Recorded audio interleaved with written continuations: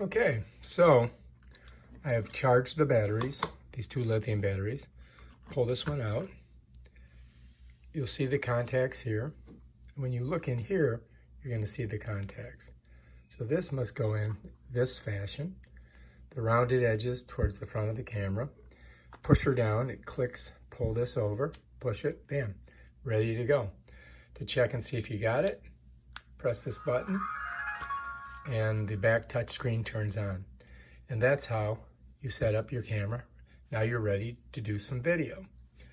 Now, to get it in its case, if you're going to go into the ocean, here it is. This flips over. So the lens is here. The mode button goes there. Slide it in, close it, bam. Now, if you want to turn off the camera, you press here, hold it, camera turns off. Want to turn it on, you press here, hold it, comes on. You want to do, right now I have it set it for a photo. So if I want to take a photo, I just press this button here and you can hear it clicking. It just took a photo. And that's how you do it.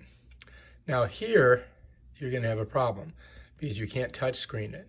So if you want to change the mode, you have to open it, touch here, and then we can go to video mode. Now we're in video, close it, bam. Now if your fingers get wet, you're going to have a hard time because it won't articulate.